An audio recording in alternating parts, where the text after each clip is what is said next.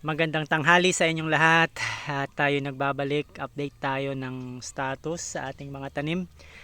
Ngayon ay alas 11 ng tanghali. Alas 11 ng tanghali, napakainit. Nagtago muna ako dito sa ilalim ng puno ng akasya. Ayan, ito yung puno ng akasya dito. Malilim, kaya masarap tumambay. Walang hangin ngayon eh. Medyo maalinsangan. So tumambay muna kami dito ni Coco. Ayan, si Coco. Tapos, syempre, kapag mainit ang panahon, kailangan ng kape. O, kape muna tayo. Yan talaga hilig natin magkape. Yan, so, matagal tayo hindi nakapag-upload. Ito yung status ng ating mga talong. Sa ngayon, nandito ako. Ayun yung talungan natin. Ayun yung kubo. Yan, close up ko lang. Ayun yung kubo natin. Tapos yung talong, mga talong natin. Ayan. Iyan sila. Ang ginawa natin, nagbawas tayo ng talbos kasi napakayabong nila. Sobrang taas na, napakataas ng talong, sobrang kapal. Ang hirap na mag-spray, ang hirap mag-harvest. Kaya binawasan natin talaga. Pwede na nating tawaging ratuning. Nag-ratun na tayo kasi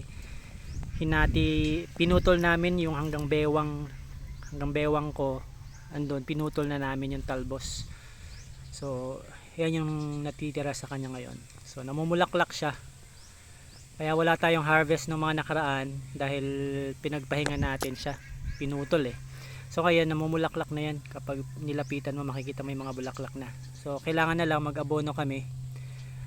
Sa mga susunod na araw mag-abono kami within this week siguro, baka before weekend. Abono ng nitrogen, nitrabor para yumabong siya ulit. Tapos foliar, mag-spray tayo ng foliar para masuportahan yung mga bulaklak at maging bunga at lumaki. Yan. So nasa likod ng taniman yung Mount Arayat. Ayan. Hanggang dun. Ayan. So summer pa rin, May 15 ngayon so sobrang init pa rin, pero mas malamig kumpara mo naman dun nakaraang buwan, nakaraang mga linggo. Medyo lumalamig na ngayon kasi may ulap na yan yung mga nakaraan wala talagang ulap, kulay blue lang makikita mo dyan. So nagtatago muna kami sa init dun sa kubo kasi sobrang init dyan, yero. Tapos ewan ko, maalinsangan talaga sa loob. So kaya ako nandito. Si Randy, yung kasama natin, nandun sa mailalim ng puno na yon. May duyan dun Doon siya nagtago, pero wala kami sa loob ng kubo. Pakainit. So ako dito muna sa ilalim ng puno ng kahoy.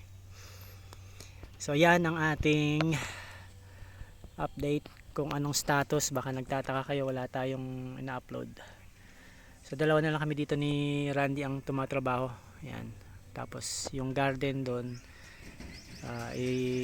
ayusin namin ulit. Tapos bago magtag-ulan, kailangan maayos na rin namin tong talungan. Tapos yung doon, makapagtanim ng panibago siguro, magdagdag tayo ng ibang tanim. Hanggang dito na lang. So abangan nyo yung mga susunod pa nating mga video sa mga susunod na araw. Salamat.